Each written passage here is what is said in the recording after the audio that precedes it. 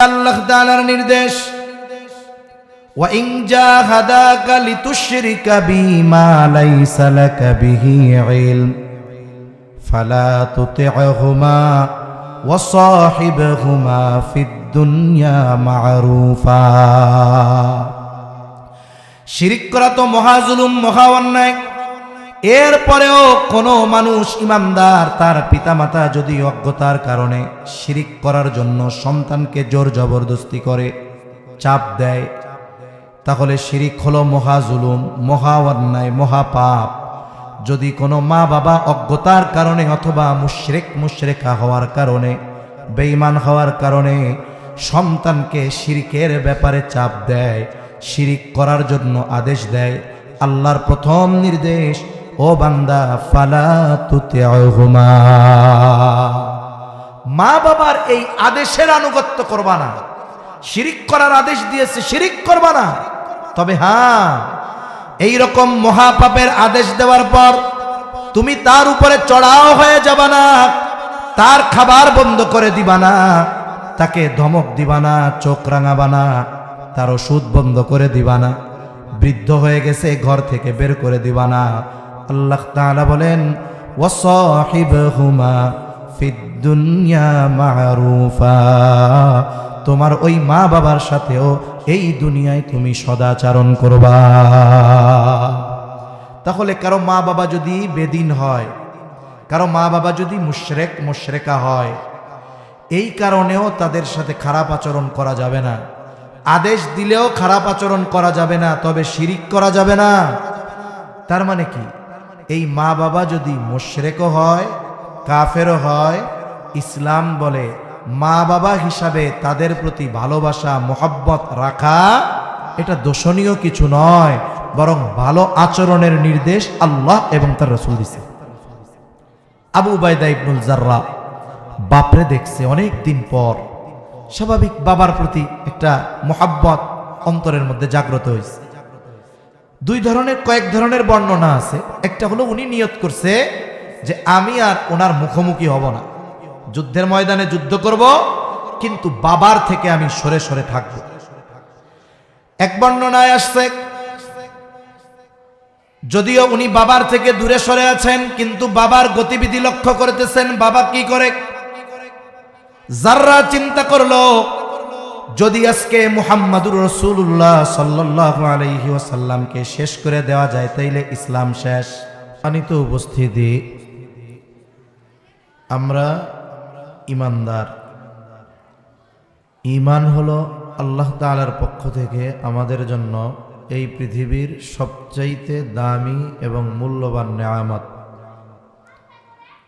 এজন্য শয়তানের মূল টার্গেটগুলা যা থাকে, এর মধ্যে অন্যতম টার্গেট হলো একটা ব্যক্তিকে যদি কোনো না কোনো পদ্ধতিতে ঈমানহীন করে দেওয়া যায়, তাহলে ওই ব্যক্তির আমল যত থাকুক না কেন, ঈমান না থাকার কারণে ওই আমল তার কোনো কাজে আসে না। এজন্য বিভিন্ন সময় আমরা দেখি বিভিন্ন পদ্ধতিতে ঈমান হরণের ব্যবস্থা। শয়তান তার কিছু দোসর আছে মানুষ। কোরআনুল কারীমের একেবারে সর্বশেষ আয়াত, আল্লাহ সুবহানাহু ওয়া তাআলা শুধুমাত্র জিন শয়তানের ওয়াসওয়াসা থেকেই যে আল্লাহর কাছে আশ্রয় চাওয়া শিখাইছেন এমন না, বরং সাথে সাথে ভোকাল কমান, বন বন কমান, আওয়াজটা টন টন করে মাইকের মতো। আল্লাহ তাআলা শুধু আমাদেরকে যে জিন শয়তানের ওয়াসওয়াসা থেকে বাঁচার কথা বলছেন, আমল শিখাইছেন তা না, মানুষ শয়তানেরও ওয়াসওয়াসা, ধোঁকা, এগুলা থেকে বাঁচার আমল আল্লাহ শিখাইছে। একেবারে সর্বশেষ আমরা কাদের ক্ষতি থেকে আল্লাহর কাছে আশ্রয় চাই? আল্লাযী ইউওয়াসউইসু ফী সুদুরিন নাস মিনাল জিন্নাতি ওয়ান নাস। এজন্য এ দুনিয়াতে কিছু মানুষ জিন শয়তান না, কিন্তু ওইগুলা জিন শয়তানের খলিফা, প্রতিনিধি। এই মানুষগুলো মানুষকে বিনোদন বা অন্যান্য অনেক কিছু দেওয়ার নাম দিয়ে সরল মনা, দ্বীনের ব্যাপারে কম জানা মানুষগুলোর ঈমানকে অতি সহজে হরণ করে নেয়, ঠিক কিনা বলেন? আবার যদি মুমিনরা বুঝতে পারে যে এই মানুষগুলো আমাদের ঈমান হরণের মিশনে নামছে, যদি প্রতিবাদ করে তাহলে কি হয়? উল্টা ইমানদারদের উপরে দোষ চাপানোর অপচেষ্টা করা হয়। সম্প্রতি সময়ে অনেক বিষয় আমাদের সামনে। গত শুক্রবার গেল ভূমিকম্প, এরপরে একের পর এক ভূমিকম্প হইতেছে। কেউ আরো ভয় দিচ্ছে যে ভূমিকম্প যেগুলো হচ্ছে এগুলো হলো ভূমিকা, কিন্তু মূল বড় ভূমিকম্প মাটির নিচে শক্তি সঞ্চয় করে রাখছে হাজার হাজার বছর ধরে। যে কোনো টাইমে 8 মাত্রার 9 মাত্রার ভূমিকম্প হবে, ঢাকা শহর ধ্বংসস্তূপে পরিণত হবে। বাংলাদেশের যতগুলো পত্রিকা আছে, প্রিন্ট পত্রিকা হোক আর অনলাইন মোবাইলে যেগুলো দেখে এই পত্রিকা হোক, সব জায়গায় ভূমিকম্পের ভয় দেখানো হইতেছে। বলেন তো, ভূমিকম্প যদি আল্লাহ দেয়, এটা তো এমন এক মুসিবত, এমন এক বিপর্যয়, দুনিয়ার সব শক্তি, ওই আমেরিকা রাশিয়ার শক্তিশালী অস্ত্রগুলো এনে ভূমিকম্প ঠেকানো যাবে? কিন্তু আফসোসের ব্যাপার, প্রত্যেকটা প্রতিক্রিয়ার একটা ক্রিয়া আছে। যে কোনো প্রতিক্রিয়ার আগে একটা ক্রিয়া সংগঠিত হয়, এরপরে এটার প্রতিক্রিয়া আসে। যেমন ভূমিকম্প কেন হয়? যারা ভূতত্ত্ববিদ তারা বলে টেকটনিক প্লেটের নড়াচড়ার কারণে ভূমিকম্প হয়। টেকটনিক প্লেট কি? আমরা পৃথিবীর উপরিভাগে বসবাস করি, আর এই উপরিভাগ একত্রে নয়, খণ্ড খণ্ড, আলাদা আলাদা। এর এক একটা খণ্ডকে এক একটা প্লেট বলে। একটা আর একটারে চাপ দেয়, একটার সাথে একটার ঘষা লাগে। এইভাবে জমিন কাঁপে, প্লেটের নড়াচড়া হয় আর ভূমিকম্প হয়। এটা তো ভূতাত্ত্বিক যারা তাদের কথা, কিন্তু আমরা যারা ইমানদার এখানে আছি বা যারা শুনতেছি বা শুনব, আমরা তো ইমানদার। আমরা ভূমিকম্পের মূল কারণ এটাকে মনে করি না, কারণ ভূমিকম্পের মূল কারণের কথা আল্লাহ তাআলা কোরআনে, নবীজি সাল্লাল্লাহু আলাইহি ওয়াসাল্লাম হাদিসের মধ্যে জানায়া দিয়েছেন। ভূমিকম্প জমিনে সংগঠিত একটি বিপর্যয়, মুসিবত, বালা, আযাব, যা বলেন না কেন। তাহলে এই ভূমিকম্প কেন হয়? আল্লাহ তাআলা বলেন, যাহারাল ফাসাদু ফিল বাররি ওয়াল বাহরি বিমা কাসাবাত আইদিন নাস। আল্লাহ তাআলা বলেন, পানিতে আর স্থলে যত ধরনের বিপর্যয় সংগঠিত হয়, সব মানুষের হাতের কামাই। আল্লাহ তাআলা পাপের কারণে মূলত এগুলো দেন। আল্লাহ রাব্বুল আলামিন কেন দেন? আল্লাহ তাআলা বলেন, লিউযীকাহুম বা'দাল্লাযী আমিলু। আমাদের কিছু আমলের কারণে আল্লাহ তাআলা কিছু আযাবের স্বাদ আমাদের আস্বাদন করান। তবে উদ্দেশ্য কি? ধ্বংস করে দেওয়া নয়, মূল উদ্দেশ্য হলো লাআল্লাহুম ইয়ারজিউন, যেই পাপের কারণে এই শাস্তি, বান্দা যেন ওই পাপ থেকে ফিরে আসে।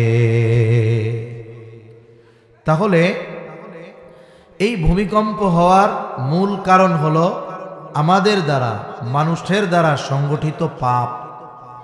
তা পাপের কারণে আল্লাহ তাআলা এই ভূমিকম্প, যে শাস্তিগুলা দেন তার মধ্যে একটা ভূমিকম্প। তা শাস্তি কেন দিলেন? উদ্দেশ্য কি? উদ্দেশ্য হলো পাপ থেকে আমরা যেন ফিরে আসি, গুনাহ থেকে আমরা যেন ফিরে আসি, শয়তানের পথ থেকে যেন আমরা আল্লাহর পথে চলে আসি। বলেন তো, একটা ছাত্র অন্যায় করে, অপরাধ করে, অথবা একজনের সন্তান অন্যায় করে, অপরাধ করে, অপরাধের কারণে ওস্তাদ বা পিতা শাস্তি দিলেন, শাস্তি দেওয়ার উদ্দেশ্য কি? মেরে ফেলা? কেন? ওই পাপ যেন আর সে না করে। কিন্তু দেখা গেল যেই শাস্তি দিছে এরপরেও তার পাপ বন্ধ হয় নাই। বলেন তো ওই পাপের জন্য পরবর্তীতে শাস্তি এইবারের চাইতে কঠোর না সহজ? তার মানে কি বোঝা গেল? আমরা যদি পাপ থেকে না ফিরি, অন্যায় থেকে না ফিরি, গুনাহ থেকে না ফিরি, শয়তানের পথ থেকে আল্লাহর পথে যদি না আসি, এখন হইছে 5.7, এরপরে হবে 7.5। আর ফায়ার সার্ভিসের এক অফিসার বলতেছে যদি 7-এর উপরে ভূমিকম্প হয় 7.5, তাইলে আমাদের বিশেষ করে পুরান ঢাকার যেই বিল্ডিংগুলা, এগুলা সম্ভবত একটাও টিকবে না, একবারে ধ্বংসস্তূপে পরিণত হবে। তা আপনারা কি করবেন? উনি জবাব দিলেন, এই অবস্থায় তো ওই জায়গায় রাস্তাঘাট কিছুই থাকবে না। যদি হয় ওইরকম, আমাদের যাওয়ার মতো কোনো অবস্থা থাকবে না। কি করবেন? বলবে যে আমরা ওই এলাকায় পরিত্যক্ত ঘোষণা করব। তাহলে চিন্তার বিষয় যে এই যে ভূমিকম্প হলো প্রতিক্রিয়া, আর ক্রিয়াটা হলো আমাদের পাপ। পাপের কারণে এটা সংগঠিত হয়। তা আমি একটা কথা বলার জন্য মূলত এই কথাটা বললাম। এই যে কয়েকদিন আগে বাংলাদেশে এক বাউল শিল্পী আল্লাহ তাআলার শানে যেই পরিমাণ ধৃষ্টতা প্রদর্শন করেছে, অনেকে হয়তো অনলাইনে একটা অংশ দেখছেন। আমি তো এর মোটামুটি শুরুর থেকে কথা শুনছি। কয়েকটা কথা আপনাদের বলি যে আল্লাহর ব্যাপারে এদের কথা কি। তাহলে মোটামুটি এই বাউল নামক যেই ফালতু এক সম্প্রদায়, এদের ব্যাপারে মোটামুটি ধারণা আসবে। যেই আবুল সরকারকে গ্রেফতার করা হয়েছে আল্লাহর ব্যাপারে অশালীন এক কথা বলার কারণে, শব্দগুলো তো বলতেও লজ্জা লাগে, বাচ্চা কাচ্চা আছে। সে শুরুতে তার পালাগানের শুরুতে কি বলতেছে? কয়েকটা কথা শুধু বলি, একটু কোট করেন, সামান্য একজন ইমানদারও বুঝতে পারবেন যে কত বড় ধৃষ্টতা তার। সে বলতেছে আজকের পালাগান, আমার প্রতিপক্ষ হলো, আজকের পালাগানের শিরোনাম হলো পরম ও জীব। পরম ও জীব। পরমকে ওদের ভাষায় পরম হলো আল্লাহ। কে? জোরে বলেন। আল্লাহ। আর জীবকে? মানুষ। জীবকে? জোরে বলেন। মানুষ। তার মানে আজকের পালাগান, আজকের এই কম্পিটিশন কার সাথে? কার? আল্লাহর সাথে আবুল সরকারের। নাউজুবিল্লাহ। পৃথিবীর কোন শক্তি আছে যে কোনো বিষয়ে আল্লাহর সাথে বিতর্কে যাবে? আছে কেউ? এক নাম্বার। দুই নাম্বার বিষয়, উনি বলতেছে, আমার কাছে ভিডিও আছে, উনি বলতেছে যে আপনারা তো দেখতেছেন পরম আর জীব তথা আল্লাহ আর আবুল সরকারের বিতর্ক। আমি তো দেখতেছি আবুল সরকার আল্লাহ না, আবুল সরকার আর আবুল সরকারের বিতর্ক। তার মানে এই বাউলরা হলো সর্বেশ্বরবাদে বিশ্বাসী। ওদের ধারণা আপনারা জানেন, অনেকে একটা ধর্ম আছে আমাদের দেশে, হিন্দু ধর্ম। ওনাদের একটা বিশ্বাস হলো এক ব্যক্তি যদি 1000 বছর আগে মারা যায়, তাদের বিশ্বাস যে তার পুনর্জন্ম হয়, এই দুনিয়ায় সে আবার আসে, হয়তো মানব আকৃতিতে, নয়তো কোনো প্রাণীর আকৃতিতে দুনিয়ায় আবার আসে। এটা হিন্দু ধর্মাবলম্বীদের একটা বিশ্বাস বা আকীদা, যা বলেন। সর্বেশ্বরবাদী যারা, এদের একটা বিশ্বাস হলো এরা আল্লাহ সুবহানাহু ওয়া তাআলার ব্যাপারে বলে যে আল্লাহ তাআলার সত্তা কোনো মানুষের মধ্যে আসতে পারে। তার মানে আল্লাহ মানুষের আকৃতিতে আসতে পারে। আপনারা জানেন যে এই দেশের বড় এক কাফের আছে, দেওয়ানবাগী আছে না? এই দেওয়ানবাগী তার এক বক্তব্যের মধ্যে বলছে যে আপনারা তো এখানে আমাকে দেখতেছেন, যদি কখনো আরশে আজিমে পৌঁছাতে পারেন, ওই জায়গা বসেও আপনি এই মুর্শিদকেই দেখবেন। নাউজুবিল্লাহ। তার মানে কি? সে নিজেকে আল্লাহ বলে দাবি করছে কথার মাধ্যমে। তা বাউলদেরও আকীদা এটা, বাউলরা এই বিশ্বাস করে সর্বেশ্বরবাদের বিশ্বাসগুলোর এটা একটা বিশ্বাস। তার মানে সে কি বলল যে আপনারা তো দেখতেছেন পরম আর জীবের মধ্যে, আল্লাহ আর বাউল সরকারের মধ্যে বিতর্ক। আসলে এটা না, আমি তো দেখতেছি বিতর্ক আবুল সরকার আর আবুল সরকারের মধ্যে হচ্ছে। তার মানে সে আবুল সরকার, সে আল্লাহকে বা সে নিজেকে স্রষ্টা বলে দাবি করতেছে। নাউজুবিল্লাহ। এরপরের কথা সে কি বলল, তার ওই গান অনুষ্ঠানটা হয়েছে নভেম্বরের 4 তারিখ মানিকগঞ্জের ঘিওর থানায়। সে ওইখানে বলতেছে যে এই অনুষ্ঠানটা তো 1 তারিখে হওয়ার কথা ছিল। বলতেছে ওই দিন আমিও আসছিলাম, আল্লাহও আসছিল। কি বলতেছে? আমিও আসছিলাম, আল্লাহও আসছিল। এখন আসার পরে বৃষ্টি নামলো। তা আল্লাহ যা করে বলে ভালোর জন্য করে। তা এত বড় আয়োজন করলো, পালা গানটা হইল না। বৃষ্টি না হলে তো ওই দিন হয়ে যাইতো, সব আয়োজন রেডি ছিল, বৃষ্টির কারণে হইল না। আমিও 4টে খায়া চলে গেলাম, আল্লাহও 4টে খায়া চলে গেল। নাউজুবিল্লাহ গন। তার মানে ও কি বুঝাইলো? ওই যে নিজেরে বুঝাইলো। এরপরে বলল এই যে আল্লাহ তাআলা বৃষ্টি দিল, আল্লাহ বলে যা করে ভালোর জন্য করে।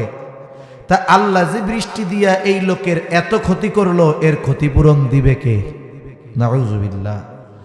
এই কয়েকটা কথাই আপনি সামনে রাখেন। একটা লোকের বেঈমান হওয়ার জন্য এর চাইতে আর বেশি কি দরকার আছে? আর বেশি কিছুর দরকার আছে? অথচ একটু চিন্তা করেন, এই লোকটার ক্রিয়া ছিল এই কথাগুলো, আর প্রতিক্রিয়া কি হয়েছে? ইমানদারেরা এই বেয়াদবের এই অশালীন শব্দ আল্লাহর ব্যাপারে প্রয়োগ করা, এটা তো প্রকৃত ইমানদার। যে পাক্কা মুমিন দরকার নাই। যদি আপনাদের অঞ্চলে এমন কোন ইমানদার থাকে যে 5 ওয়াক্ত নামাজ পড়ে না, শুধু জুমার দিন নামাজ পড়ে, কিন্তু তার অন্তরে আল্লাহর প্রতি বিশ্বাস আর রাসূলের প্রতি বিশ্বাস আছে, এই রকম লোকটাও ওই ধরনের কথা শ্রবণ করবার পর সে বসে থাকতে পারবে? এজন্য কি হলো, ওই যে ক্রিয়া যেহেতু এইরকম, প্রতিক্রিয়াটাও বড় হয়েছে। আবার আফসোস, আমাদের দেশীয় মানুষগুলো, এরা ক্রিয়াটার ব্যাপারে কোনো বক্তব্য নাই, প্রতিক্রিয়ার ব্যাপারে বক্তব্য। কেন তৌহিদি জনতা, কেন সাধারণ মুসলমান, কেন ইমানদারেরা তাদের উপরে চড়াও হলো? মূল কথা হলো চড়াও কেন হলো, এটা আগে বের করার দরকার ছিল। ঠিক কিনা বলে? হ্যাঁ, আপনি যদি ইমানদার মুমিন হয়ে থাকেন, রাজনৈতিক কারণে যদি আপনি বক্তব্য দিয়ে থাকেন, এখানেও সতর্ক থাকা দরকার ছিল আপনার। আপনি আগে ক্রিয়ার ব্যাপারে নিন্দা জানাবেন যে হ্যাঁ, অবশ্যই এইভাবে যে আল্লাহর ব্যাপারে কটূক্তি করেছে তার সর্বোচ্চ শাস্তি হওয়া দরকার। তবে হ্যাঁ, দেশে যেহেতু আইন আছে, আমাদের আইনের প্রতি আমাদের শ্রদ্ধা আছে। আইন নিজেদের হাতে তুলে নেওয়া এটা ভালো কাজ নয়।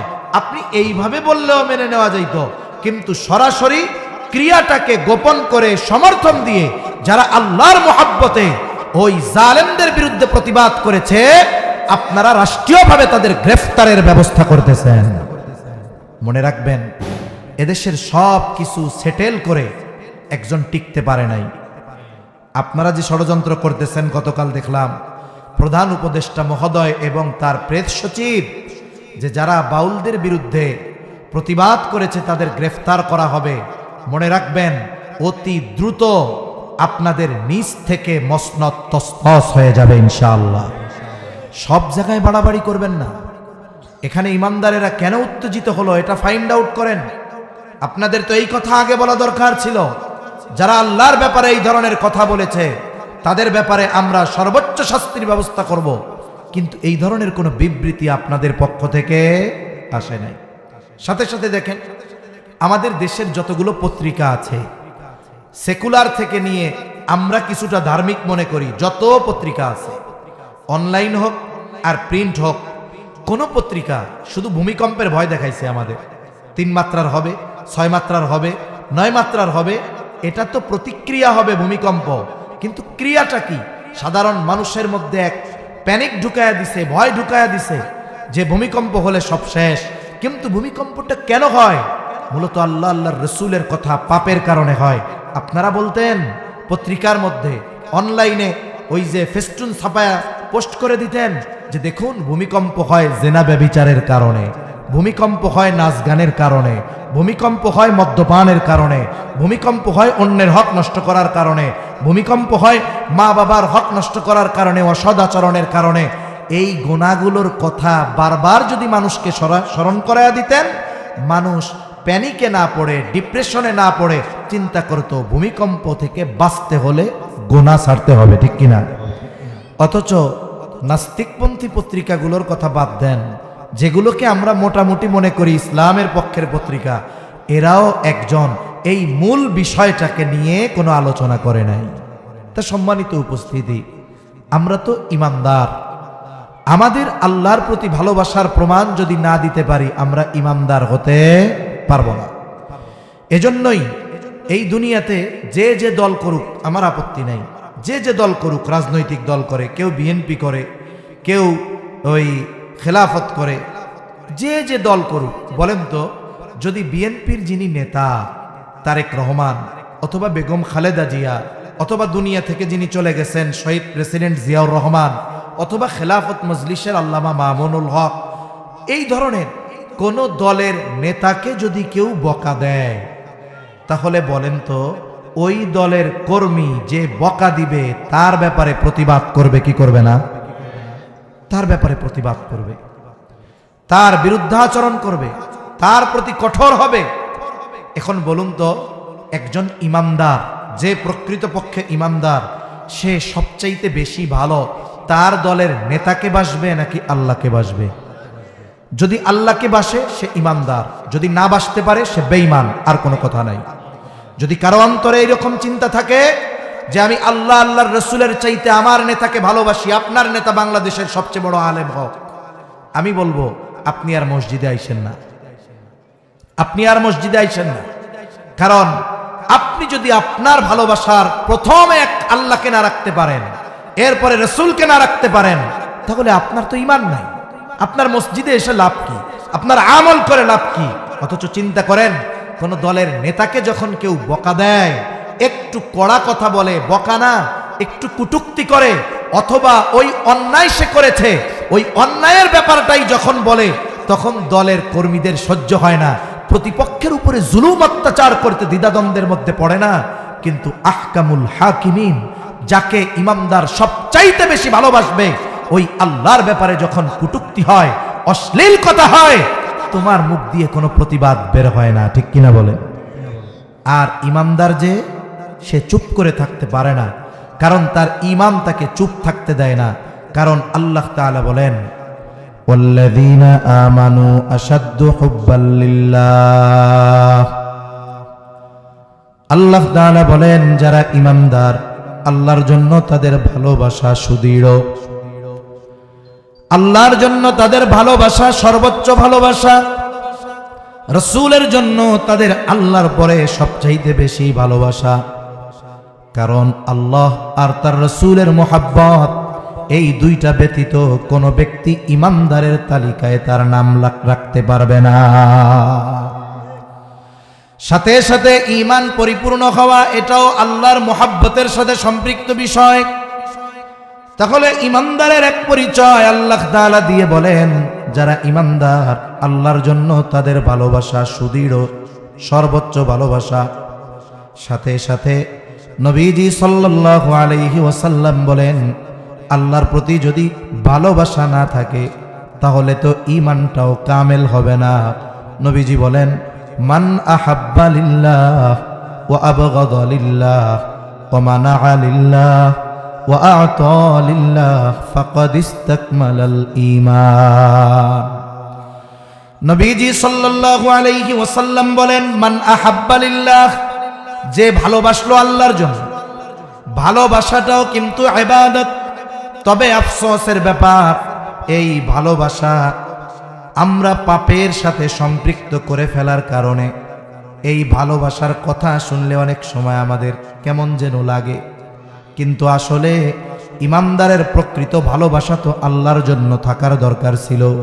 সাধারণত মানুষ দুনিয়ায় দুই ধরনের ভালোবাসার সম্পর্কে জড়ায়, একটা হলো বৈধ ভালোবাসা আর একটা হলো অবৈধ ভালোবাসা। একটা হলো অবৈধ সম্পর্কের সাথে সম্পৃক্ত, যেমন যুবক যুবতী পরস্পরকে ভালোবাসার কথা বলে। বলেন তো এই ধরনের ভালোবাসা বৈধ না অবৈধ? এখন কেউ যদি চিন্তা করে ভালোবাসতে হবে আল্লাহর জন্য, তাইলে এক কাজ করি, উনি ওনার প্রেমিকারে মেসেজ দিল যে শোনো, তোমারে তো ভালোবাসি, আজকে থেকে ভালোবাসা কিন্তু সাধারণ না, আল্লাহর জন্য তোমারে আমি ভালোবাসি। এক নাম্বার, এই ভালোবাসা বৈধ না অবৈধ? হারাম ভালোবাসা না। এখন হারাম কি আল্লাহর খুশির জন্য করা যাবে? তাহলে এটা তো আউট অফ সাবজেক্ট, এটা হবে না। এছাড়া দুনিয়ার যত বৈধ ভালোবাসা আছে, সব বৈধ ভালোবাসাগুলো মূলত কার জন্য হবে? আল্লাহর সন্তুষ্টির জন্য। মা বাবার মধ্যে আমাদের সাথে যেই সম্পর্ক, ভালোবাসার সম্পর্ক, মায়ের প্রতি সন্তানের ভালোবাসা, সন্তানের প্রতি মায়ের ভালোবাসা, স্বামীর প্রতি স্ত্রীর ভালোবাসা, স্ত্রীর প্রতি স্বামীর ভালোবাসা, ভাইয়ের প্রতি ভাইয়ের ভালোবাসা, ভাইয়ের প্রতি বোনের প্রতি ভাইয়ের ভালোবাসা। বলে এই সম্পর্কজনিত ভালোবাসা তো সবাই বাসে, মুসলিমও বাসে, অমুসলিমও বাসে। তবে অমুসলিম আর মুসলিমের ভালোবাসার মধ্যে পার্থক্য হলো এইটা, মুসলিম পিতা তার সন্তানকে ভালোবাসে, বলে এই ভালোবাসার মধ্যেও সে আল্লাহ তাআলার সন্তুষ্টি তালাশ করে। এক বন্ধু আর এক বন্ধুকে ভালোবাসে, এটা বৈধ ভালোবাসা। তবে এই ভালোবাসার ক্ষেত্রে সে তার বন্ধুকে বলে, বন্ধু তোমাকে আমি জাগতিক কোনো স্বার্থে ভালোবাসি না, তোমাকে ভালোবাসি আল্লাহর সন্তুষ্টির জন্য। স্বামী স্ত্রীকে ভালোবাসবে, সম্পর্কের কারণে ভালো তো বাসবেই, তবে তাদের মধ্যেও কথা এটা হবে যে আমি তোমাকে ভালোবাসি আল্লাহর সন্তুষ্টির জন্য। তার মানে তুমি যতক্ষণ আল্লাহর সন্তুষ্টির মধ্যে থাকবা, ততক্ষণ পর্যন্ত আমার ভালোবাসা তোমার জন্য থাকবে। তাহলে কি হলো? যদি ভালোবাসা আল্লাহর সন্তুষ্টির জন্য হয়, এ ভালোবাসা হবে ইবাদত। কি হবে? জোরে বলেন, ইবাদত। তাইলে মুমিন ভালোবাসার মতো একটা গুরুত্বপূর্ণ বিষয়, এটাকেও ইবাদত বানাতে পারে। কেমনে? যে তার বৈধ সম্পর্কের যত মানুষ আছে, যাদের সাথে তার সম্পর্ক আছে, ভালোবাসা আছে, আজকে থেকে এই ভালোবাসাটা সে বাসবে কার সন্তুষ্টির জন্য? আল্লাহর সন্তুষ্টির জন্য। আরেকটা বিষয়, কেউ যদি কোনো ব্যক্তিকে আল্লাহর জন্য ভালোবাসে, সাউন্ড একটু বাড়ান, কেউ যদি কাউকে আল্লাহর সন্তুষ্টির জন্য ভালোবাসে, তাহলে আল্লাহর সন্তুষ্টির জন্য ওই ব্যক্তিকে সে দুশমন বানাতে পারে। কথা বুঝতে পারছেন? আপনি যদি আমাকে আল্লাহর খুশির জন্য ভালোবাসেন, তাহলে আমার দ্বারা যদি এমন কোনো কাজ হয় আল্লাহ বেজার, ভালোবাসা আমার প্রতি আপনার যত গভীর হোক, কিন্তু আল্লাহর জন্য তো আপনি আমাকে ভালোবাসেন। যেই আল্লাহর জন্য আপনি আমাকে ভালোবাসেন, যদি দ্বীনের প্রয়োজন হয়, ঈমানের প্রয়োজন হয়, ইসলামের প্রয়োজন হয়, আপনি ওই আল্লাহর জন্য আমাকে দুশমন বানাতে আপনার কষ্ট হবে না। কিন্তু আমাদের ভালোবাসা কি আল্লাহর জন্য? না, অধিকাংশ ভালোবাসা জাগতিক স্বার্থের জন্য, অধিকাংশ ভালোবাসা আমাদের দুনিয়ার জন্য। যার কারণে নিজের নেতা যখন অন্যায় করে, অপরাধ করে, সে দিনকে দূরে রেখে নেতাকে ভালোবাসে। ঠিক কিনা বলে? তখন কি দরকার ছিল? আমার নেতা, আমার প্রিয় অভিভাবক, আমার বাপ, আমার সন্তান, আমার আত্মীয়, সে যত কাছের হোক, সে যদি আল্লাহর নাফরমানি করে, সে যদি ইসলামের দুশমনি করে, সব সম্পর্ক এই জায়গায় কাট করে ফেলতে হবে, আল্লাহর মোহাব্বতকে প্রাধান্য দিয়ে। এটাই সমস্যা, যে আমরা যাকে ভালোবাসি, এখানে আল্লাহর মোহাব্বত উদ্দেশ্য থাকে না। এজন্য আমরা ওই ভালোবাসার ব্যক্তিকে দুশমন বানাতে পারি না। কিন্তু সাহাবায়ে কেরাম আল্লাহর মোহাব্বতের জন্য তারা ভালোবাসতেন। এজন্য দ্বীনের জন্য বাবার বিরুদ্ধে যাইতেও তারা দ্বিধাদ্বন্দ্বের মধ্যে পড়তেন না। তাহলে নবীজি এক নম্বরে বললেন, মান আহাব্বা লিল্লাহ ওয়া আবগাদা লিল্লাহ। দুই নাম্বার, যে শত্রুতা বা দুশমনি পোষণ করে আল্লাহর সন্তুষ্টির জন্য। তার মানে আমি যদি কারো প্রতি নাখোশ হই, কারো প্রতি যদি আমার গোসা হয়, আমার রাগ হয়, আমার শত্রুতা হয়, এটাও দুনিয়ার কোনো স্বার্থে হবে না। বলে আমার এই দুশমনি, আমার এই স্বার্থ, আমার এই রাগ, আমার এই গোসা, এটাও হতে হবে আল্লাহর সন্তুষ্টির জন্য। কিন্তু দুনিয়ায় আমাদের পারস্পরিক যত দ্বন্দ্ব, সম্পর্কের যত ছিন্নতা, এগুলো দুনিয়ার কারণে, আল্লাহর জন্য না। স্বাভাবিক পারিবারিক আত্মীয় স্বজনের মধ্যে অনেকের এমন আছে যে বোনের সাথে ভাইয়ের সম্পর্ক নাই, চাচার সাথে ভাতিজার সম্পর্ক নাই, আবার এমনও আছে বাবার সাথে ছেলের সম্পর্ক নাই। সম্পর্ক না থাকার কারণ কি? না থাকার কারণ হলো বাপ মারা গেছে, বোন ওয়ারিসি সম্পদ যেগুলো পাবে ভাইয়ের কাছে বুঝে চাইছে, যার কারণে ভাই রাগ হয়ে আর কোনো কথা কয় না। আছে না নাই বলেন? চাচা ভাতিজার সাথে দুনিয়ার সম্পদ নিয়ে দ্বন্দ্ব, চাচা ভাতিজার মধ্যে কথা নাই। এই রকম আত্মীয় স্বজনের সাথে যে আমাদের সম্পর্ক নাই, রাগ, গোসা, ক্ষোভ, এগুলো দিনের কারণে না, সব দুনিয়ার কারণে। এই রকম কয়জন লোক দেখাবেন যে আপনার এক আত্মীয়র সাথে সম্পর্ক ছিন্ন করেছেন? কেন? বলে ও সুদের উপরে টাকা লাগায়, সুদ খায়। আপনি একবার, দুইবার, তিনবার তারে বলছেন, ভাই দেখো তুমি আমার আত্মীয়, রক্তের সম্পর্ক, কিন্তু তুমি সুদ খাচ্ছ, এটা কত বড় পাপ, আল্লাহর রসুলের সাথে যুদ্ধ ঘোষণা করার মতো শামিল, এত জঘন্য এক পাপ করতেছ, মায়ের সাথে জেনা করার মতো এক পাপ। তুমি যদি এটা না ছাড়ো তাহলে তোমার সাথে আমি কোনো সম্পর্ক রাখবো না। একবার, দুইবার, তিনবার, সে পাপ ছাড়ে নাই। এখন আপনি তার সাথে সম্পর্ক বাদ দিছেন, এটা কি দুনিয়ার জন্য না আল্লাহর জন্য? বলেন তো, দুনিয়ায় কয়জন মানুষ আছে এই দিনই বিষয়কে সামনে রেখে সম্পর্ক ত্যাগ করে? লাখে এক দুইজন পাওয়া যেতে পারে। তাহলে কি বোঝা গেল? আমাদের রাগ, আমাদের গুসা, এগুলো আল্লাহর জন্য না, জাগতিক স্বার্থের কারণে।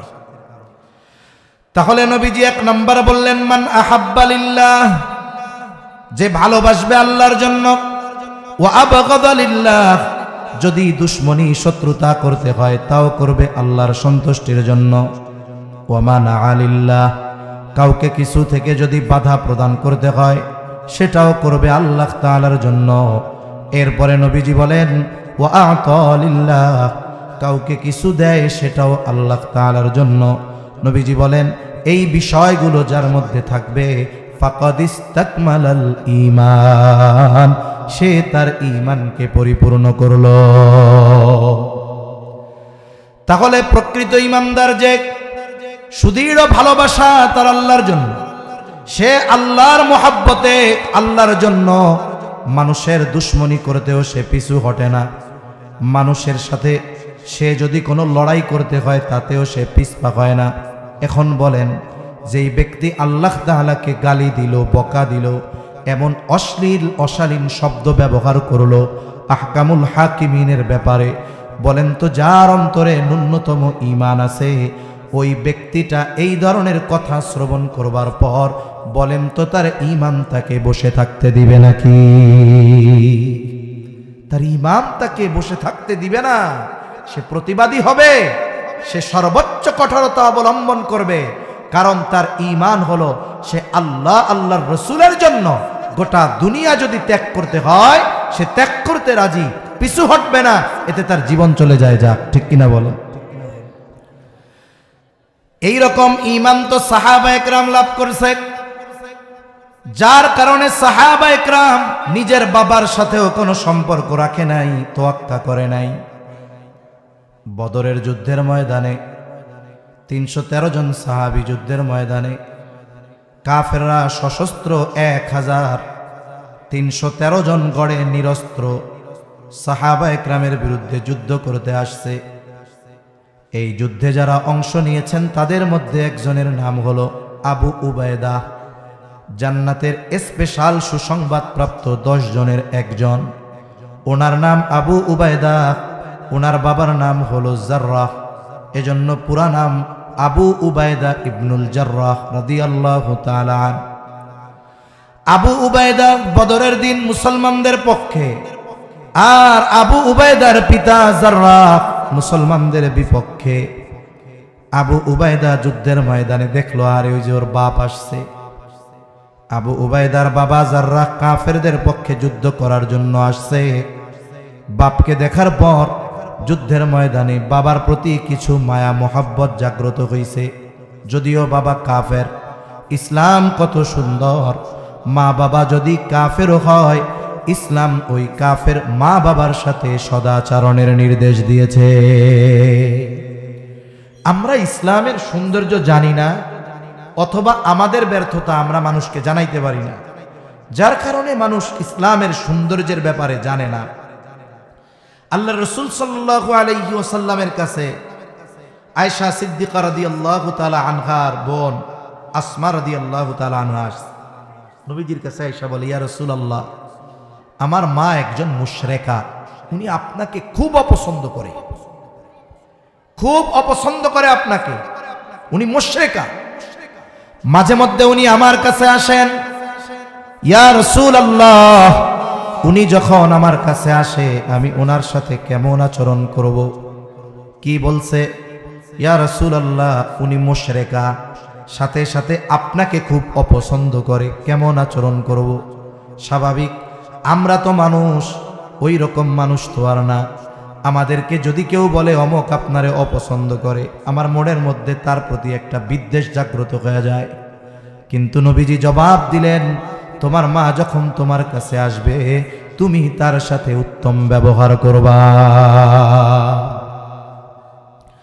শুধু তাই না, আল্লাহ সুবহানাহু ওয়া তাআলা কোরআনুল কারীমের মধ্যে জানায় দেন, শিরিক করা সবচাইতে বড় পাপ। আল্লাহ তাআলা শিরিককে মহা অন্যায় বলে অভিহিত করেছেন। আল্লাহ তাআলা বলেন, ইন্নাশ শিরকা লাযুলমুন আযীম, শিরিক হলো মহা অন্যায়, মহা জুলুম। সাথে সাথে শিরকের শাস্তির ব্যাপারে আল্লাহ তাআলা বলেন, ইন্নাল্লাহা লা ইয়াগফিরু আন ইউশরাকা বিহি ওয়া ইয়াগফিরু মা দুনা যালিকা লিমান ইয়াশা। আল্লাহ তাআলা শিরিক ছাড়া অন্যান্য যত পাপ আছে আল্লাহ চাইলে ক্ষমা করে দিবেন, কিন্তু শিরকের গুনাহ আল্লাহ ক্ষমা করবে না। কেন? শিরিক হলো মহাজুলুম। শিরিক কেন মহাজুলুম? একটা হলো শুধু জুলুম, আর একটা হলো মহাজুলুম। শিরিক মহাজুলুম কেন? কথার পেছনে কথা আসলো তাই বলি। সাধারণত জুলুম বলা হয় কাকে? জুলুম বলে সবল কর্তৃক যদি দুর্বলের উপরে কোনো অবিচার করা হয়, এটা হলো জুলুম। মনে করেন একজন লোক এই জায়গায় জমি কিনছে, তার পাওয়ার আছে, ক্ষমতা আছে, পাশের জমিটার উপরেও বদনজর পড়ছে। এবার সে কি করলো? ওইটারেও সিস্টেমে নিয়ে নিল, দলিল করায় নিল, দামের 10 ভাগের 1 ভাগ দিল, বাকিটা আর দেয় না, চাইলে হুমকি দেয়। এই যে সে সবল মানুষ দুর্বলের যেই অধিকার হরণ করলো, দুর্বলের উপরে যেই অবিচার করলো, এটা হলো জুলুম। আর মহাজুলুম কোনটা? মনে করেন একটা গল্প বলি। আপনাদের এই রাস্তা দিয়ে একটা হাতি হেঁটে যাচ্ছে, এখন সামনে একটা ছাগল পড়ছে, ছাগলটাকে হাতি পাড়া দিছে। স্বাভাবিক ঘটনা, ছাগলের পাড়া যদি হাতি যদি ছাগলরে পাড়া দেয়, ওই ছাগলের অস্তিত্ব থাকবে? এটা হলো সাধারণ ঘটনা। কিন্তু ঘটনা ব্যতিক্রম। কি হইছে? ঘটনা ঘটছে, কথার কথা, গল্প আর কি, এমনি বোঝানোর জন্য বলি। ওইটা হলো সাধারণ ঘটনা, কিন্তু ঘটনা উল্টা। ছাগলে লাথি মাইরা হাতিরে মেরে ফেলছে। কথা বুঝেননি? এটা কি সাধারণ ঘটনা? সাধারণ ঘটনা? অসাধারণ ঘটনা, মহা এক ঘটনা। কি ঘটনা? আরে মিয়া, ওই জায়গায় না অমুক মিয়ার 1 বছরের ছাগল হাতিরে লাথি মেরে মেরে ফেলছে। এটা হলো কি? মহা এক ঘটনা। আর ছাগল যদি হাতির পাড়ায় মরে, এটা সাধারণ ঘটনা। তাহলে সবল কর্তৃক যদি দুর্বলের কোনো হক নষ্ট করা হয়, তাহলে এটা হয় জুলুম। আর দুর্বল কর্তৃক যদি সবলের কোনো হক নষ্ট করা হয়, এটা হয় মহাজুলুম। আমরা হলাম দুর্বল। আমরা কত দুর্বল? আল্লাহ বলেন, ওয়া খুলিকাল ইনসানু দাঈফা, মানুষকে দুর্বল করে সৃষ্টি করা হয়েছে। আর মহাপরাক্রমশালী কে? আল্লাহর মতো সবল। আল্লাহ তাআলা মহাপরাক্রমশালী, আজিজ। এখন বলেন তো আল্লাহর হক কি? আল্লাহর হক হলো তারই ইবাদত করা, তার সাথে শিরিক না করা। এখন কোন ব্যক্তি যদি আল্লাহর সাথে শিরিক করে, তাহলে হক নষ্ট করে কার? আরো জোরে বলেন কার? তাহলে দুর্বল যদি সবলের হক নষ্ট করে, এটা হয় মহাজুলুম। তাইলে চিন্তা করে দেখেন আমরা কত দুর্বল, আমরা হক নষ্ট করি মহাপরাক্রমশালীর। এজন্য আল্লাহ বলেন শিরিক হলো মহাজুলুম, মহা অন্যায়। আল্লাহ আমাদের সকল শিরিক থেকে বেঁচে থাকার তৌফিক দান করেন, সকলে বলি আমিন।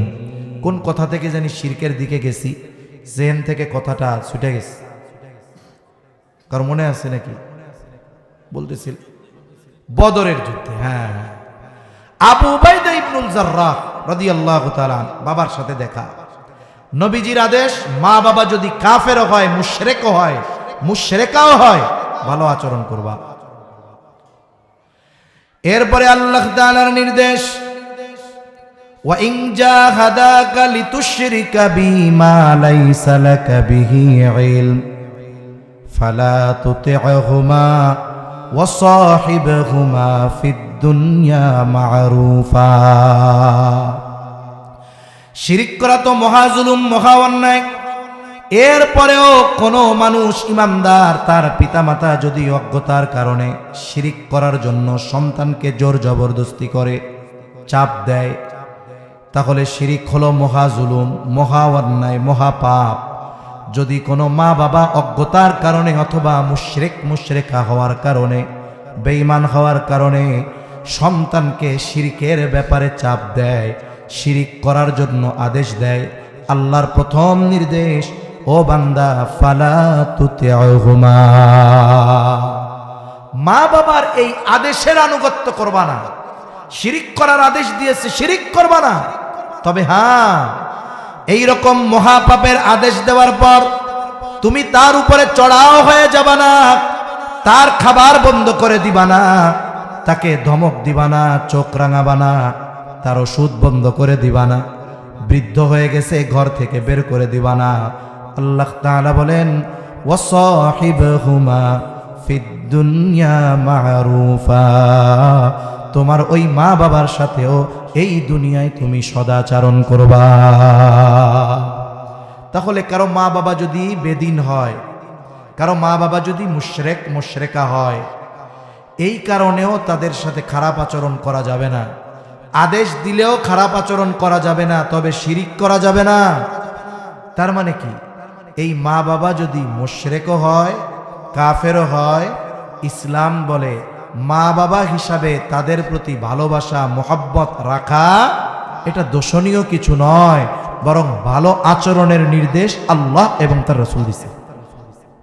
আবু উবাইদা ইবনুল জাররাহ বাপরে দেখছে অনেক দিন পর, স্বাভাবিক বাবার প্রতি একটা মহব্বত অন্তরের মধ্যে জাগ্রত হয়েছে। কয়েক ধরনের বর্ণনা আছে। একটা হলো উনি নিয়ত করছে যে আমি আর ওনার মুখোমুখি হব না, যুদ্ধের ময়দানে যুদ্ধ করব, কিন্তু বাবার থেকে আমি সরে সরে থাকব। এক বর্ণনায় আসছে যদিও উনি বাবার থেকে দূরে সরে আছেন, কিন্তু বাবার গতিবিধি লক্ষ্য করতেছেন, বাবা কি করে। যাররা চিন্তা করলো যদি আজকে মুহাম্মাদুর রাসূলুল্লাহ সাল্লাল্লাহু আলাইহি ওয়াসাল্লামকে শেষ করে দেওয়া যায় তাইলে ইসলাম শেষ। নজর রাখতেছে বাবা কি করে, দেখতেছে তার বাবা সুযোগ খুঁজতেছে নবীজির উপরে আক্রমণ করার জন্য। এটা যখনই উনি বুঝতে পারেন, সাথে সাথে বাবার মুখোমুখি হয়ে যান, যুদ্ধ করে তাকে নবীজির থেকে দূরে সরায়া দেন। একবার, দুইবার, তিনবার ঘটছে। এইভাবে যখন চতুর্থবার আবার বাবা আক্রমণ করার জন্য আসছে নবীজির দিকে, এইবার আর তিনি চুপ থাকেন নাই, তার ঈমানি শক্তি জাগ্রত হয়ে গেছে, নবীজির মহব্বত, আল্লাহর মহব্বত জাগ্রত হয়ে গেছে। এইবার আর বাবাকে থামান নাই, বরং বাবার সাথে লড়াই শুরু করে দিয়েছেন। লড়াইয়ের একটা পর্যায়ে আবু উবাইদা ইবনুল জাররাহ নিজের হাতে নিজের বাবাকে দুনিয়া থেকে বিদায় করে দিয়েছে। আর এক বর্ণনায় আসছে উনি চাইছেন যে দূরে দূরে সরে থাকবেন, কিন্তু আল্লাহ তাআলা চাইলেন ভিন্ন কিছু। কঠিন এক পরীক্ষার মুখোমুখি আল্লাহ দাঁড় করায় দিলেন। আবু উবাইদা বাবার মুখোমুখি হয়ে যায়, আবু উবাইদা সরে যায়, কিন্তু আবার মুখোমুখি হয়ে যায়। যখন বারবার বাবা মুখোমুখি, বাবা তো কাফের, বাবার অন্তর হলো অন্ধকার, বাবার অন্তরের মধ্যে ভয়, বাবা মনে করছে ছেলে তো আমার ঠিক আছে কিন্তু ধর্মত্যাগী। এইবার ছেলের সাথে বাবা লড়াই শুরু করে দিয়েছে। লড়াই চলতেছে, লড়াইয়ের নিজের হাতে নিজের বাবাকে দুনিয়া থেকে বিদায় করে দিয়েছে। ইসলামের ইতিহাসে সংগঠিত প্রথম যুদ্ধ কাফেরদের সাথে। এর আগে কাফেররা তো জুলুম করে গেছে, কিন্তু ময়দানে সশস্ত্র লড়াই তো প্রথম। কাফেররা, মুনাফিকরা, কাফেররা বলা শুরু করছে, দেখছো কেমন ধর্ম, হ্যাঁ, যেই ধর্মে বেড়ায় বাপ রে ছাড়ে না, কেমন ধর্ম। এ ঘটনা তো আগে পরে ঘটে নাই। এ ঘটনা আগে পরে ঘটছে? ঘটে নাই তো। নবীজি সাল্লাল্লাহু আলাইহি ওয়াসাল্লামও চিন্তা করতেছেন কি হয়ে গেল, এটা কি ঘটনা ঘটলো। আর কাফেররা বলতেছে, দেখ মুহাম্মাদের অনুসারীরা কত হিংস্র, এরা ওদের বাপরেও ছাড়ে না। নবীজি চিন্তিত। আর আল্লাহ তাআলা এই যুদ্ধে অংশগ্রহণকারী বিশেষ করে আবু উবাইদা ইবনুল জাররাহ সহ রাদিয়াল্লাহু তাআলা আনহু, উনি সহ আরো কয়েকজনের কয়েকটা ঘটনাকে কেন্দ্র করে আল্লাহ আয়াত নাজিল করছে। আল্লাহ কি বলতেছে? আল্লাহ এদের ঈমানের প্রশংসা করতেছে। কাফেররা তিরস্কার করতেছে যে বাপরে মেরে ফেলছে, আর এই বাপকে মারার মতো ঈমান, এই ঈমানের প্রশংসা আল্লাহ করতেছে। আল্লাহ কি বলে? লা তাজিদু কওমান ইউমিনুনা বিল্লাহি ওয়াল ইয়াউমিল আখিরি ইওয়াদুনা মান হাদ্দাল্লাহা ওয়া রাসূলাহু ওয়ালাউ কানু আবাআহুম আও আবনাআহুম আও ইখওয়ানাহুম আও আশীরাতাহুম উলাইকা কাতাবা ফি কুলুবিহিমুল ঈমান। আল্লাহ রাব্বুল আলামিন বলেন, লা তাজিদু কওমান ইউমিনুনা বিল্লাহি ওয়াল ইয়াউমিল আখির, যারা আল্লাহর প্রতি ঈমান এনেছে, আখিরাতের প্রতি ঈমান এনেছে, এমন সম্প্রদায় যারা, তাদের মধ্যে আপনি এমনটা পাবেন না। ইওয়াদুনা মান হাদ্দাল্লাহা ওয়া রাসূলাহু, যে যারা আল্লাহ এবং তার রাসূলের প্রতি শত্রুতা পোষণ করে, বিদ্বেষ লালন করে, তারা এই ধরনের মানুষদের সাথে কোনো সম্পর্ক রাখে না। ওয়ালাউ কানু আবাআহুম, আল্লাহ এবং রাসূলের প্রতি বিদ্বেষ আর শত্রুতা পোষণকারী ব্যক্তি যদি ওই ইমানদারদের বাবাও হয়, আল্লাহ এবং রাসূলের প্রতি শত্রুতা করবে ওই রকম ব্যক্তি যে ইমানদারের বাবাও যদি হয়, ওই বাবার সাথেও ইমানদার সম্পর্ক রাখবে না, ওকেও ছাড় দিবে না। আও আবাআহুম আও আবনাআহুম, যদি তার সন্তানও হয়, ওই সন্তানের ব্যাপারেও কোনো ছাড় নাই, সম্পর্ক রাখবে না। তার প্রতিবেশী আত্মীয় স্বজন যে হয় হোক, আল্লাহ এবং রাসূল তার কাছে, তাদের কাছে সর্বপ্রথম। কেন এটা সম্ভব হলো? আল্লাহ তাআলা বলেন, এটা সম্ভব হওয়ার কারণ উলাইকা কাতাবা ফি কুলুবিহিমুল ঈমান, আল্লাহ তাআলা তাদের ঈমানকে, তাদের অন্তরে ঈমানকে সুদৃঢ় করে দিয়েছেন। এই সুদৃঢ় ঈমান যার, আল্লাহকে গালি দিবে, ওর বাপ হলেও ও বসে থাকবে? কথা বলেন, বসে থাকবে? আল্লাহ তাআলা এনাদের প্রশংসা করছে। শুধু তাই না, এনাদের কাছে ঈমান সবচাইতে বেশি প্রিয়। আর আল্লাহ এবং রাসূলের মুহাব্বত যার অন্তরে যত বেশি, তার কাছে বাস্তবে ঈমান তত প্রিয় বেশি।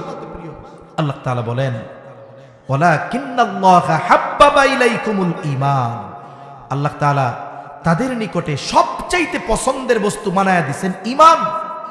আর এই ঈমানই তো আল্লাহ এবং তার রাসূলকে মুহাব্বত করা, ঠিক কিনা বলেন? এজন্য আমরা যদি প্রকৃত ঈমানদার হতে চাই, ঈমানদারদের তালিকায় নাম রাখতে চাই, উচিত কি ছিল? শাস্তি দাবি করা ওই আল্লাহকে গালি দেওয়া বেয়াদব আবুল সরকারের। কিন্তু আফসোস, এদেশের নেতৃত্ব স্থানীয় মানুষগুলো তারা দোষ দেওয়া শুরু করলো ঈমানের তাকাজায়, ঈমানের কারণে, আল্লাহর মুহাব্বতে। যারা ওই বেয়াদব আল্লাহকে গালি দেওয়া ব্যক্তির বিরুদ্ধে যখন প্রতিবাদ করেছে, তখন তাদের বিরুদ্ধে মামলা হামলা শুরু করার চিন্তা করতেছে। চিন্তা করে দেখছেন এই পদক্ষেপ যারা নিল এর দ্বারা কি হলো? এরা আল্লাহকে যারা বকা দেয় তাদের পক্ষ অবলম্বন করলো, ঠিক কিনা কোন? আর অপরাধ না করেও অপরাধী হওয়া যায়। আল্লাহ বলেন মাইয়াশফা শাফাআতান হাসানাতান ইয়াকুল লাহু নাসীবুম মিনহা ওয়া মাইয়াশফা শাফাআতান সাইয়্যাতান ইয়াকুল লাহু মিনহা। আল্লাহ তাআলা বলেন মূল কথা হলো ভালো কাজের জন্য যদি আপনি সুপারিশ করেন, আপনি কাজটা করেন নাই, কিন্তু আপনার সুপারিশে ভালো কাজটা হলো, সমর্থনে হলো, ওই ভালো কাজ কেমন যেন আপনি নিজে করেছেন। আবার আপনি যদি কোনো মন্দ কাজের সুপারিশ করেন, মন্দ কাজের পক্ষ অবলম্বন করেন, সমর্থন দেন, তাহলে আপনি ওই মন্দ কাজ না করেও ওই মন্দ কাজ করেওয়ালাদের অন্তর্ভুক্ত হয়ে যাবে। তাহলে বলেন যারা প্রতিবাদ করেছে ঈমানের দাবিতে, তাদের বিরুদ্ধাচরণ করে ওই বকা দেওয়ার সমর্থন যারা করেছে, বলেন তো আবুল সরকার আর এদের মধ্যে কোনো তফাৎ আছে? কোনো তফাৎ নেই। সেজন্য কথা বলার আগে বুঝে শুনে বলতে হবে। কোন কথা কইলে ঈমান থাকবে না, কোন কথা কইলে আমার অবস্থা খারাপ হবে, এগুলো বুঝে শুনে কথা বলতে হবে। সেজন্য সম্মানিত উপস্থিতি, আপনারা হয়তো বাউলদের দেখেন যে আল্লাহ, নবী রাসূল, জান্নাত জাহান্নাম, আখিরাত এই শব্দগুলো ব্যবহার করে। এজন্য আপনারা হয়তো ভাবেন যে এরা মনে হয় ইসলামের মধ্যেই আছে, কিন্তু এদের দুই একটা আকীদার কথা বলেছি। আরো কিছু ঘৃণিত এমন বিদঘুটে কিছু বিষয় আছে যে কথাগুলো মানুষের সামনে বলতেই লজ্জা লাগে। এজন্য এদেরকে ইমানদার, মুমিন, মুসলমান বলার কোনো সুযোগ নাই। উচিত তো ছিল এদের যে আকীদা বিশ্বাস এটাকে সামনে রেখে সরকারিভাবে ওলামা একরামের কাছে ফতোয়া চাওয়া যে এরা বেঈমান না কাফের, সেই ফতোয়া দাও, দরকার ছিল এটার। কিন্তু আফসোসের ব্যাপার, এদের পক্ষ অবলম্বন করে ইমামদারদের উপরে আঘাত, এটা কখনোই মেনে নেওয়ার মতো বিষয় নয়। আমি আরো দুইটা হাদিস পাঠ করেছিলাম, আমার কথা শেষ। রাসূল আকরাম সাল্লাল্লাহু আলাইহি ওয়াসাল্লাম এক হাদিসের মধ্যে বলেন যাকা তু'মাল ঈমান মান রাদিয়া বিল্লাহি রাব্বান ওয়া বিল ইসলামি দীনান ওয়া বিমুহাম্মাদিন নাবিয়্যান ওয়া রাসূলা। রাসূল আকরাম সাল্লাল্লাহু আলাইহি ওয়াসাল্লাম বলেন ওই ব্যক্তি ঈমানের স্বাদ লাভ করেছে, ঈমানের মজা পেয়েছে কে? আল্লাহর নবী বলেন যে ব্যক্তি বলে আমি আল্লাহকে রব হিসাবে পেয়ে খুশি। মান রাদিয়া বিল্লাহি রাব্বা, যে আল্লাহকে রব হিসাবে পেয়ে খুশি। অবিল ইসলামি দীনা, ইসলামকে দিন হিসাবে পেয়ে খুশি। অবি মুহাম্মাদিন নাবিয়্যা, মুহাম্মদ সাল্লাল্লাহু আলাইহি ওয়াসাল্লামকে নবী হিসাবে পেয়ে খুশি। ওই ব্যক্তি ঈমানের স্বাদ লাভ করতে পারছে। এখন কথা হলো, যদি ওই ঈমানের স্বাদ লাভ করতে হয় শুধু মুখ দিয়ে কথাগুলো বললে হবে না, কারণ এই তিনটা বিষয়ের আলোকে আমাকে আপনাকে কবরে প্রশ্ন করা হবে।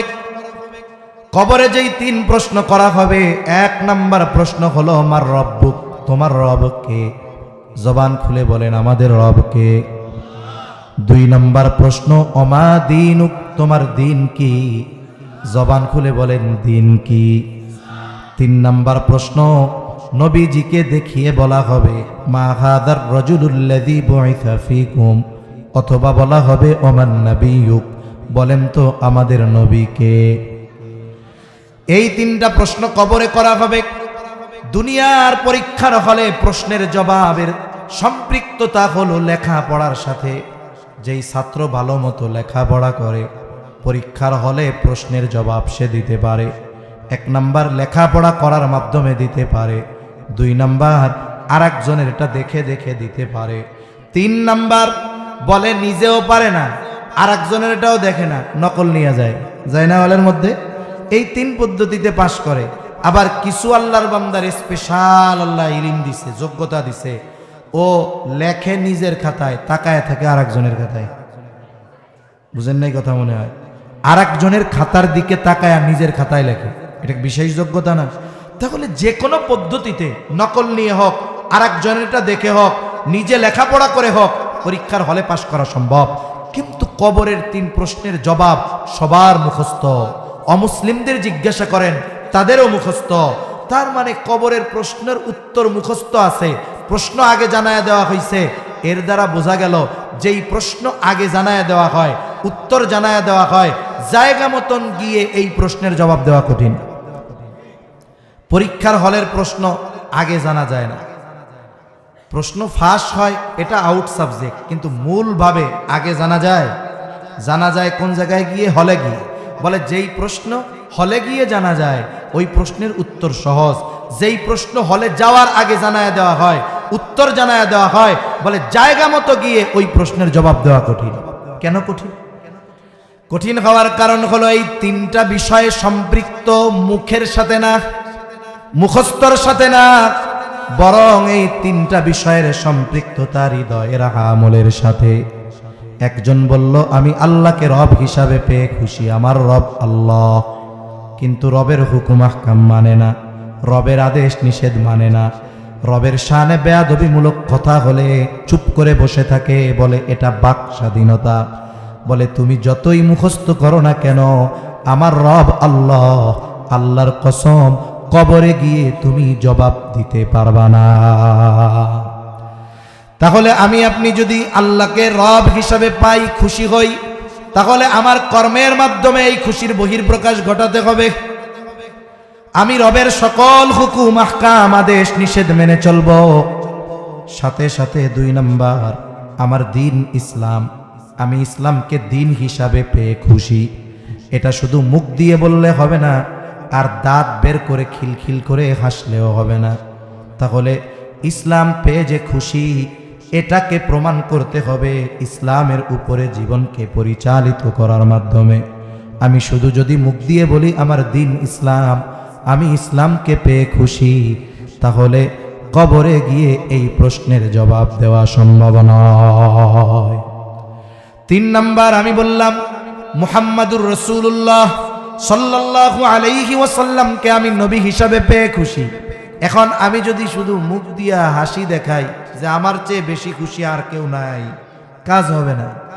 নবীকে পেয়ে খুশি হলাম, এর প্রমাণ দিতে হবে নবীর অনুসরণের মাধ্যমে, নবীর সুন্নাতের ধারক বাহক হওয়ার মাধ্যমে, কর্মের মাধ্যমে, নবীর আদর্শকে ধারণ করার মাধ্যমে।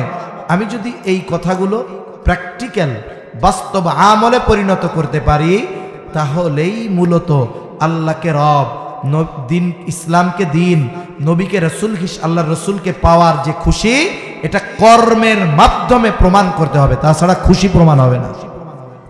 কবরেও জবাব দেওয়া যাবে? জোরে বলেন, যাবে না।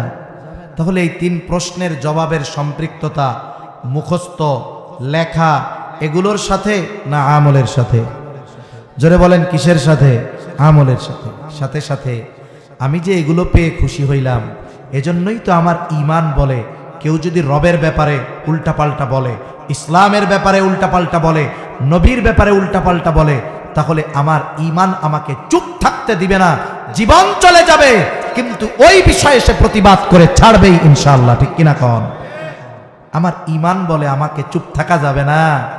আর আমরা কথা বলি বিধায় আমাদেরকে দমায়া দিতে চায়, আফসোসের ব্যাপার। কিন্তু মনে রাখতে হবে, এদেশের যারা মুসলমান হয়তো 5 ওয়াক্ত নামাজ ঠিক মতো পড়ে না, হয়তো শুধু জুমার দিন আসে, কিন্তু ওই শুরুতেই বলছি, যে বিশ্বাস করে আমার মালিক আল্লাহ, আমার দিন ইসলাম, আমার নবী মুহাম্মাদুর রাসূলুল্লাহ সাল্লাল্লাহু আলাইহি ওয়াসাল্লাম, হয়তো আমলের মাধ্যমে এই কথার প্রমাণ দেওয়ায় সে দুর্বল, কিন্তু এরপরেও ওই অন্তরের কোনায় যে সামান্য ঈমান, যখন কেউ ইসলাম নিয়ে বলে, আল্লাহ নিয়ে বলে, রসুল নিয়ে বলে, ওই সুপ্ত ঈমান তখন তপ্ত হয়ে ওঠে। ঠিক কিনা বলেন? এজন্য আমরা অনেক জায়গায় দেখি, যে কোনো বিষয়ের আন্দোলন সামনে যে আছে, ও শুক্রবার ছাড়া নামাজে আসে না, ও সবার আগে কি কয়, যা হয় হোক, নামাজ কালাম তো পড়ি না, কিন্তু নবীরে গালি দিবে এটা সহ্য করা যায়, আল্লাহরে গালি দিবে সহ্য করা যায়, ইসলামরে গালি দিবে সহ্য করা যায়। আরে আজকে যদি এই কারণে মরতে পারি, হয়তো আল্লাহ আমারে মাফ করে দিতে পারে। একটু চিন্তা করেন। অথচ ওই ধরনের কিছু মানুষ কেউ দুনিয়ার স্বার্থে, কেউ ভোটের স্বার্থে। এই ইসলাম বিদ্বেষীদের ব্যাপারে কথা বলে না। মনে রাখতে হবে, এদেশের 92% মুসলমানের 80% ফজরের নামাজ পড়ে না ধরলাম, কিন্তু ইসলাম নিয়ে কথা বললে তাদের হৃদয়ে আঘাত লাগে। এজন্য কেউ যদি এই চিন্তা করে যে আমি যদি এখন বাউলদের ওই ক্রিয়ার ব্যাপারে বক্তব্য দেই আমার হয়তো ভোট কমে যেতে পারে, আপনি মনে রাখেন ইসলামের পক্ষে না বলার কারণে অটোমেটিক আপনার সমর্থনার ভোট লেস আর মাইনাস হতে থাকবে। এদেশের মানুষের হৃদয়ের ভাষা বুঝতে হবে। এদেশের মানুষের হৃদয়ের ভাষা বুঝতে পারে নাই বিধায় পতিত সরকার টিকতে পারে নাই। অথচ সমস্ত প্রশাসন তার হাতে ছিল। সেনাবাহিনী, বিমান বাহিনী, নৌবাহিনী, পুলিশ বলেন, সচিব আমলা বলেন, সব তার নিয়ন্ত্রণে, সব তার নিয়ন্ত্রণাধীন। শুধু তাই না, বাংলাদেশের বাহিনী না, ভারতের বাহিনীও আইনা নিয়োগ করছে, কিন্তু এরপরেও টিকতে পারে নাই। কেন? 92% মুসলমানের দেশের মুসলমানদের হৃদয়ের আকুতি বুঝতে ব্যর্থ হয়েছে। এজন্য ভবিষ্যতেও যারা মুসলমানদের হৃদয়ের আকুতি বুঝতে ব্যর্থ হবে, একদল তো পালায় গেল আর এক জায়গায়, অন্যরা কই যাবে আল্লাহ ভালো জানে। এজন্য মনে রাখতে হবে ভাই, আপনি জাগতিক স্বার্থের কারণে দিনকে বিসর্জন দিবেন না। তাহলে আমার এই হাদিসের কথা কি ছিল? এই 3টা বিষয়ের ব্যাপারে যে আমি খুশি এবং এই 3টা বিষয়ের জবাব যে কবরে দিতে চাই, 2টাই প্রমাণিত হবে কখন? যখন এই 3টা বিষয় আমার মধ্যে আমলে পরিণত হবে। ঠিক কিনা কোন?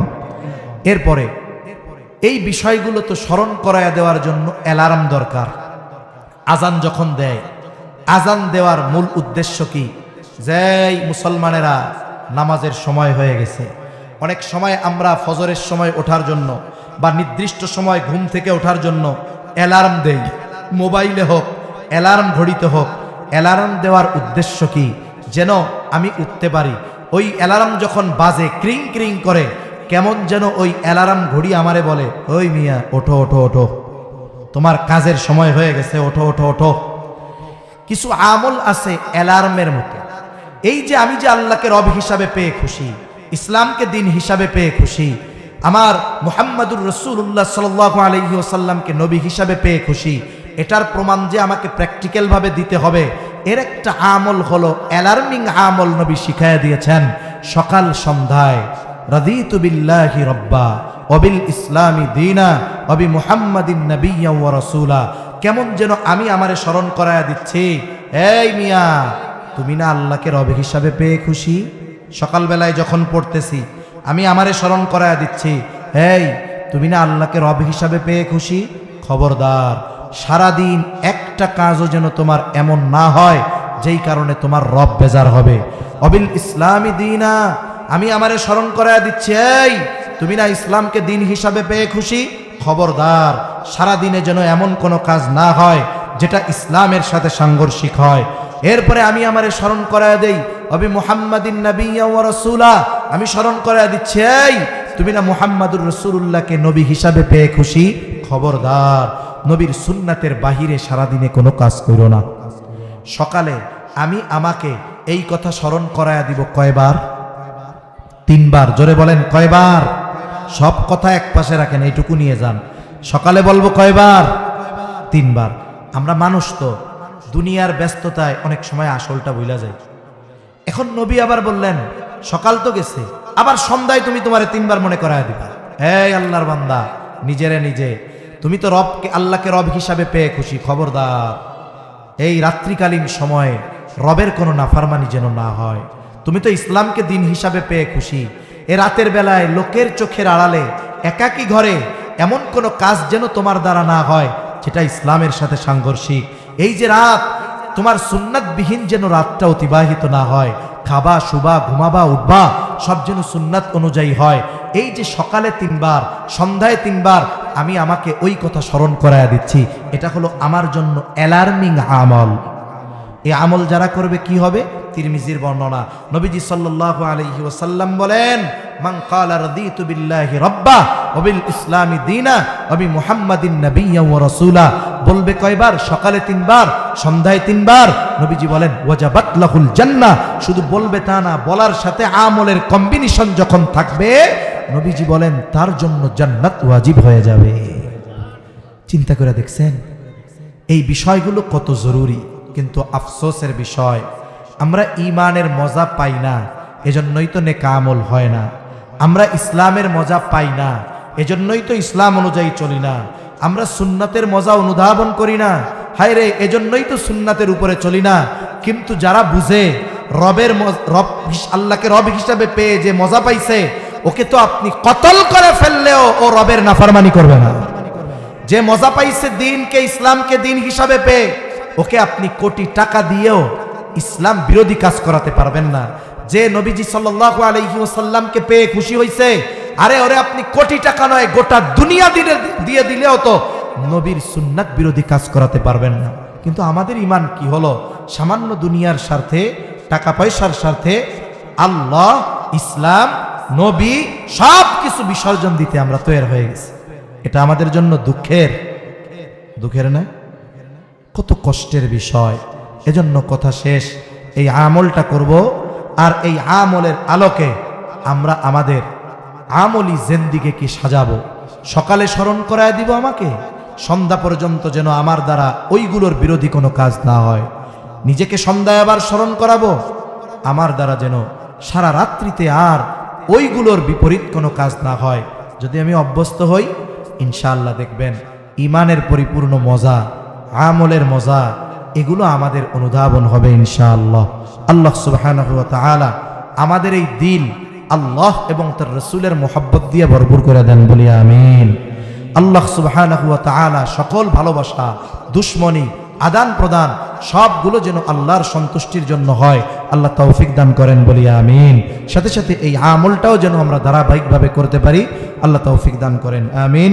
ওয়া আখিরু দাওয়ানা আনিল হামদুলিল্লাহি রাব্বিল আলামিন। আসসালামু আলাইকুম ওয়া রাহমাতুল্লাহি ওয়া বারাকাতুহু।